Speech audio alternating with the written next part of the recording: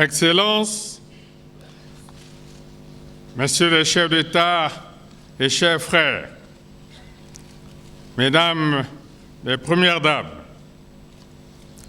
Madame et Messieurs les représentants des chefs d'État, Monsieur le Président de la Cour constitutionnelle, Monsieur le Président du Sénat, Monsieur le Président de l'Assemblée nationale, Mesdames et Messieurs les ministres, Monsieur le Premier Président de la Cour suprême, Excellences, Mesdames et Messieurs les ambassadeurs, chefs de mission diplomatiques et représentants des organismes internationaux,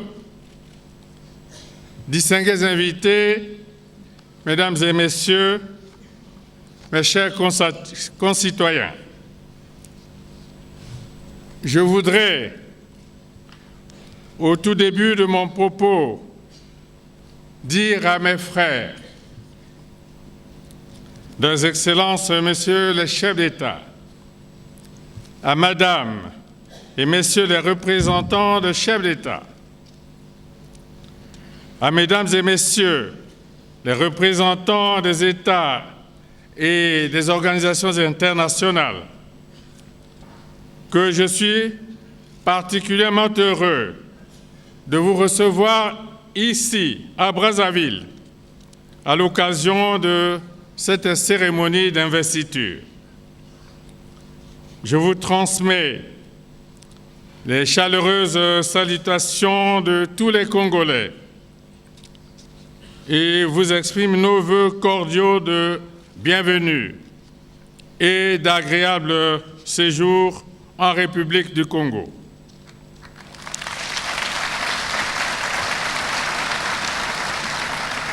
Votre présence parmi nous est le témoignage de l'amitié et de la solidarité qui prévalent entre les peuples de notre planète.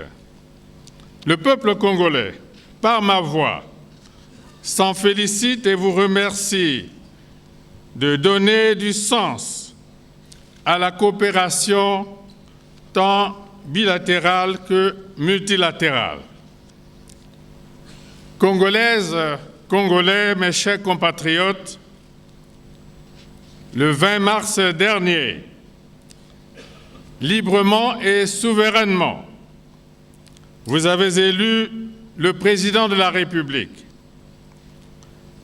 Vous avez porté votre choix sur ma personne, me renouvelant ainsi votre bienveillante confiance, ce dont de tout cœur je vous suis reconnaissant. Par vos suffrages que j'ai sollicités avec ardeur et que vous m'avez accordé avec assurance, vous m'avez donné l'exaltante mission de continuer à conduire la nation congolaise vers des horizons meilleurs. Cette mission, comme les précédentes, est un appel. Et c'est le devoir de tout citoyen, de tout patriote, de répondre à l'appel de son pays. Voilà pourquoi ce jour, samedi 16 avril 2016, je suis venu auprès de la Cour constitutionnelle prêter le serment que prescrit la Constitution de la République au président élu au moment de son entrée en fonction. Désormais, revêtu de la charge suprême de la nouvelle République, je me tiens devant vous pour nouer avec vous un nouveau contrat. Ce contrat, je l'inscris dans le cadre du projet global du développement du Congo. Ensemble, nous y travaillons depuis que nous avons sorti notre pays des affres de la guerre civile. Ce projet global a été, jusqu'à ce jour, incarné par 2 programmes que vous avez approuvés et que nous avons exécutés l'un après l'autre. Premier programme, la Nouvelle Espérance, qui nous a permis de rétablir la paix, la sécurité et la stabilité, de restaurer l'État dans tous ses attributs de droit et de souveraineté, de remettre en marche l'administration publique, de relancer l'activité économique, de recréer dans la société et au sein de la nation la dynamique de cohésion et de solidarité. Deuxième programme, le chemin d'avenir. Prolongement de la Nouvelle Espérance. Ce programme a été porté par notre ambition collective d'ouvrir les portes du développement à notre pays par sa modernisation et son industrialisation. Sous l'empire du chemin d'avenir, nous avons entamé la rénovation et la modernisation de notre système éducatif et de santé, de l'administration publique, des institutions, de la justice, de la force publique, de la gouvernance économique publique. Nous avons doté notre pays en infrastructures de base et sociales comme jamais auparavant. Nous avons créé des conditions nécessaires à la diversification de notre économie en même temps que celles indispensables à la formation du tissu industriel national. Pendant la campagne électorale, je vous ai dit que la dynamique de construction du pays ne devrait pas s'arrêter. J'ajoutais qu'il reste encore la nécessité de poursuivre l'œuvre du développement du pays avec esprit de suite et de cohérence, afin que ne soit pas désagrégé le processus cumulatif du progrès national. Mes chers compatriotes, voici venu le moment de renouveler tous les combats qui n'ont pas encore connu leur aboutissement. Voici venu le moment de réorganiser et d'intensifier la lutte contre la pauvreté, la lutte contre le chômage, celui des jeunes en particulier, la lutte contre la marginalisation et l'exclusion. En somme, la lutte contre le sous-développement et le mal-développement. Voici venu le moment de la marche accélérée vers le développement inclusif, équilibré et durable. La marche au pas de course pour aller plus loin ensemble dans la conquête du mieux vivre partagé entre tous. S'il nous faut dès à présent placer ce quinquennat sous un signe, ce serait celui du tout économie en vue d'un tout social mieux accompli par tous.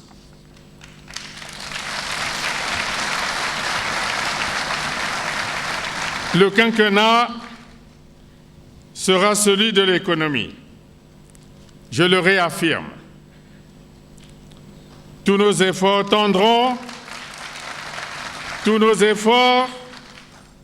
tendront à consolider l'économie nationale de sorte qu'elle soit profondément diversifiée, dynamique, florissante et surtout créatrice d'emplois décents par milliers.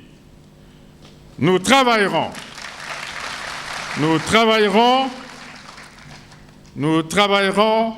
à éradiquer le chômage, celui des jeunes principalement.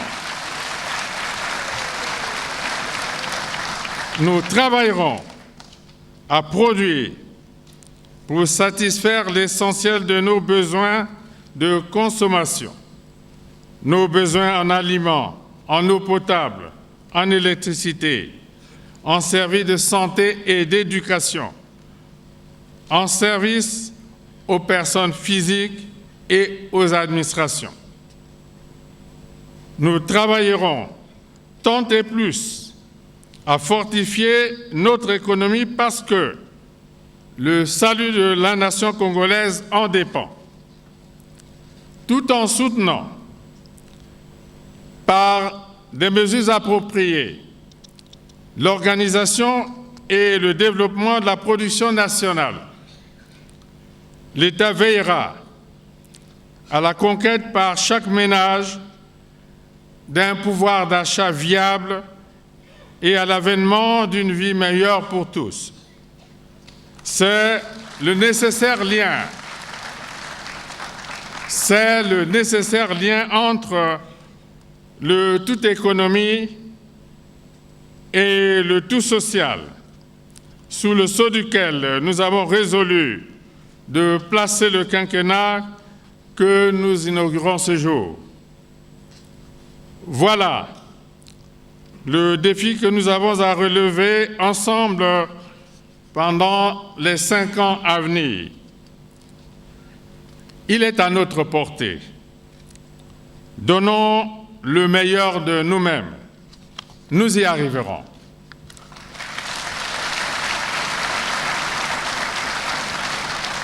Mes chers compatriotes, l'État dans notre pays est un des leviers de progrès et sans aucun doute le principal agent de transformation sociale. Sa vocation stratégique dans l'économie et la sphère sociale doit être réaffirmée et confortée. Au cours du prochain quinquennat, l'État continuera de piloter les politiques économiques et sociales. La responsabilité lui incombe, entre autres, de favoriser l'éclosion des initiatives privées dans tous les secteurs de l'économie, d'attirer en grand nombre les investissements directs étrangers couvrant diverses branches, d'aider au financement direct ou indirect des entreprises, d'accompagner les entreprises dans leur stratégie de développement et de pérennisation de leurs activités, de veiller à l'emploi des jeunes et d'encourager de façon spécifique toutes les entreprises qui donnent la chance aux jeunes d'intégrer le monde du travail.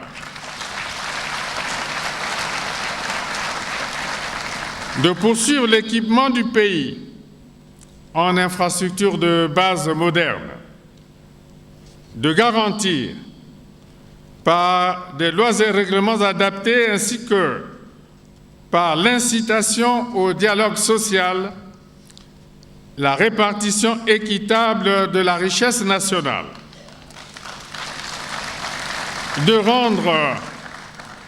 rendre effective la nouvelle sécurité sociale. De toute évidence, cet énoncé de la responsabilité de l'État n'est pas exhaustif. Les détails y relatifs sont disponibles dans la marche vers le développement, projet de société que nous avons porté tout au long de la campagne présidentielle. Mes chers compatriotes, vous m'avez réélu aussi pour que nous accomplissions les réformes nécessaires à la transformation du Congo. Les réformes susceptibles d'accélérer notre course au développement. La réforme préalable à toutes est celle des institutions, donc de l'État, parce que l'État est le régulateur de la communauté nationale, le ferment des mutations intellectuelles et des évolutions morales qui s'y produisent. L'État est l'expression de la République. Il assure l'existence de la nation. Réformer l'État, c'est réformer le corps de la République et l'âme de la nation. Soucieux d'apporter plus d'efficacité au fonctionnement de l'État, nous avons engagé depuis quelques années le processus de modernisation des institutions nationales. Ce dernier a connu une accélération particulière avec l'adoption de la nouvelle Constitution. De la sorte, l'édifice institutionnel du pays a été entièrement modifié dans ses fondements et dans son principe. Une nouvelle République est née. La mise en œuvre de la nouvelle Constitution par le prochain gouvernement nous permettra d'aller plus loin dans la rénovation de l'administration publique et de sa gouvernance, dans la pratique de la démocratie, dans la modernisation de la vie politique et de ses mœurs.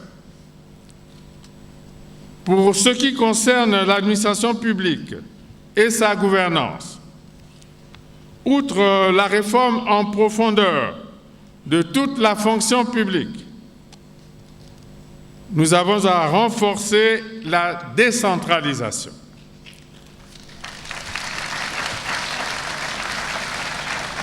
Par ces temps de grandes incertitudes macroéconomiques, il y a nécessité pour l'État d'être au plus près de chaque collectivité locale afin de mieux conduire son action de régulation et de catalyseur du développement. Il y a urgence pour l'administration publique d'agir à partir de chaque localité en tenant compte de la particularité de chaque espace géographique, des réalités propres à chaque collectivité locale et des comportements spécifiques en liaison avec les structures sociales existantes. Le développement du Congo sera à la fois global et local, grâce à la décentralisation. Grâce à la décentralisation, on améliorera la gouvernance locale, contribuant à une meilleure satisfaction des besoins des populations des différentes localités du pays. Grâce à la décentralisation, on rendra l'action publique plus efficace. Pour ce faire, l'État se doit de renforcer les capacités des autorités locales à définir et à conduire des politiques pertinentes de développement local, de même qu'il mettra en place des moyens humains et financiers adéquats au profit des collectivités locales.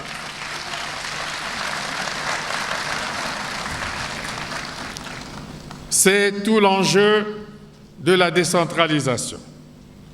Grande réforme que nous avons tous appelé de nos vœux et qui est porté par la Constitution qui en fixe le principe et en détermine la portée.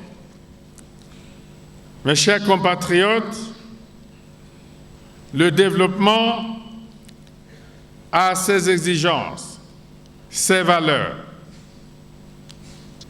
C'est une étape à franchir qui a ses règles. Aucun peuple au monde n'est arrivé au développement sans avoir incarné tous ces impératifs. Aucun peuple n'est arrivé au développement sans effort. Puisque nous sommes déterminés à poursuivre la longue marche vers le développement, je vous propose un autre pacte. À compter d'aujourd'hui et pour toujours, nous devons conforter en nous, dans notre société, en chaque Congolaise, en chaque Congolais, un nouvel état d'esprit. À compter de ce jour,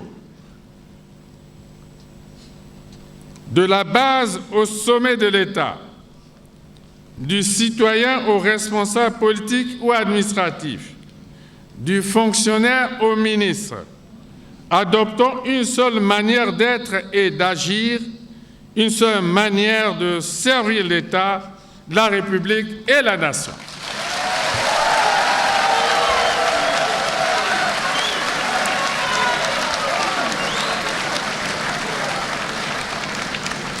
À compter d'aujourd'hui, créons la rupture avec les mentalités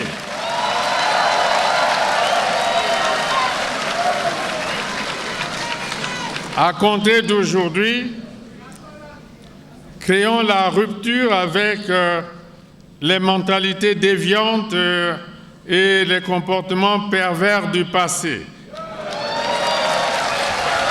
Je cite,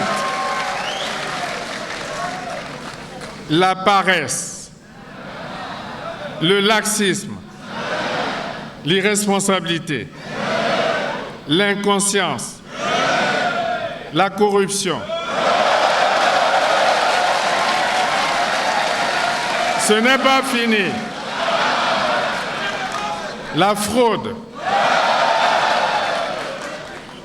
la concussion, l'ethnocentrisme ou l'instinct grégaire, le népotisme et la tendance à la gabegie.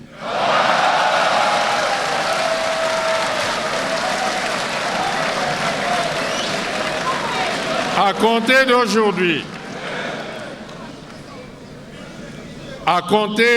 d'aujourd'hui, renouons tous avec l'esprit du travail. L'esprit du travail, de la rigueur, de la discipline, de la responsabilité, de la probité, de l'unité nationale, du respect, je dis bien du respect de la chose publique et de l'amour de la patrie.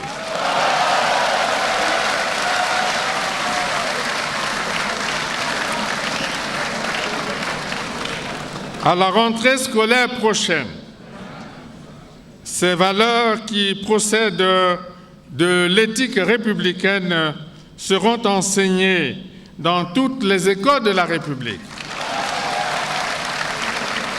Aujourd'hui, nous entrons dans une nouvelle société. Chaque jour qui passe, chacun de nous doit en donner la preuve. J'y veillerai.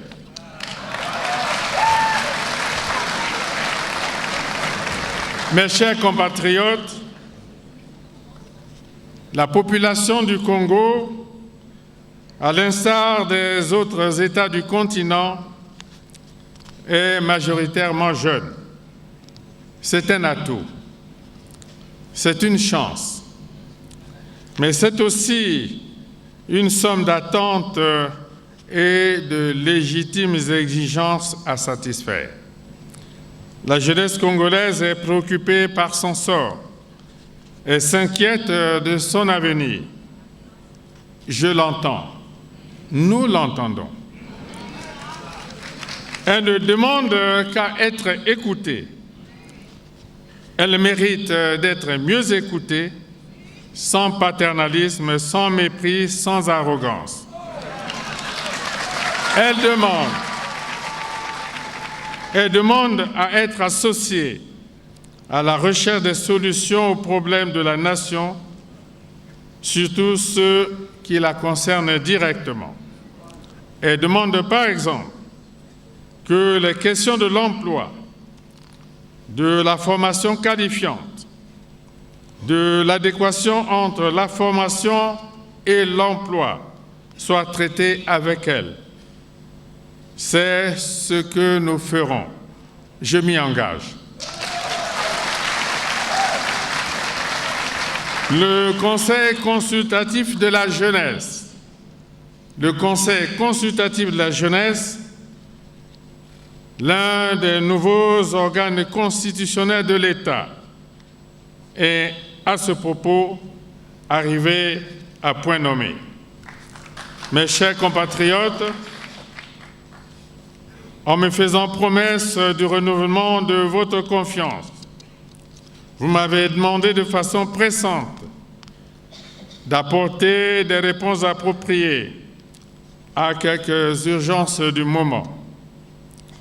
Je vous en ai donné acte sur les préoccupations que vous-même avez mises en évidence, notamment la création de plus d'emplois au profit des jeunes, l'accès de tous aux soins de santé,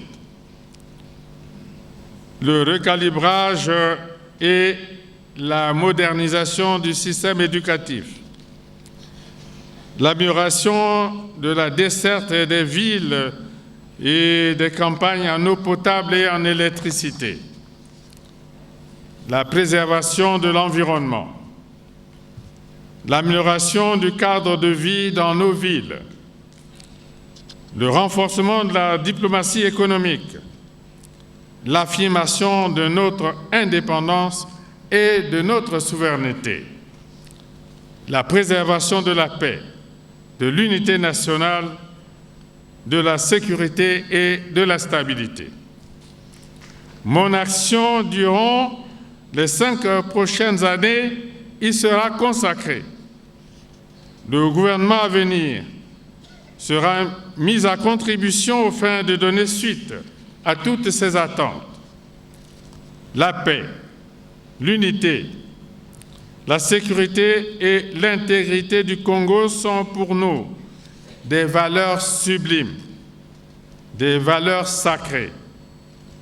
Mon devoir, tout aussi sacré, est de les préserver et les défendre sans défaillance.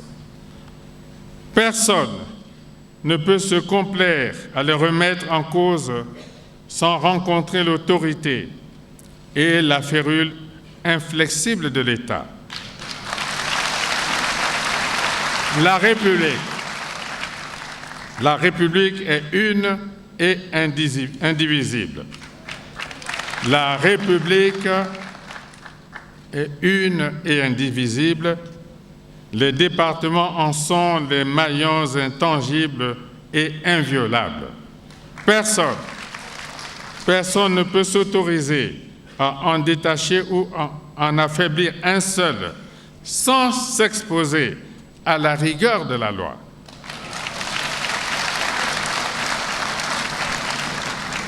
Il en est ainsi de la nation congolaise comme des autres nations du monde. Mes chers compatriotes,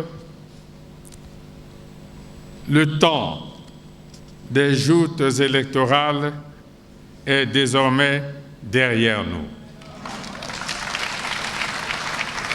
L'élection a eu lieu. Une nouvelle ère commence et doit être une ère de paix et de concorde. Aujourd'hui, nous ne célébrons pas la victoire d'un heureux élu sur d'autres, encore moins le triomphe d'un parti politique sur d'autres. Nous célébrons la victoire de la démocratie, la victoire du Congo.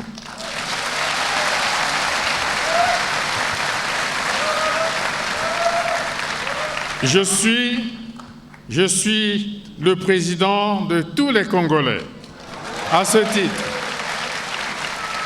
titre, je vous invite à assembler nos mains, à mutualiser nos énergies afin qu'ensemble, dans la tolérance et l'unité, nous nous engagions résolument dans la marche déterminée vers le développement de notre chère nation. Donnons à la République nouvelle ce qu'elle est en droit d'attendre de nous. Faisons don de la somme de nos énergies et de nos intelligences à la nation immortelle, afin que soit porté haut le flambeau de l'unité dans le travail et pour le progrès. Vive la République, vive le Congo, je vous remercie.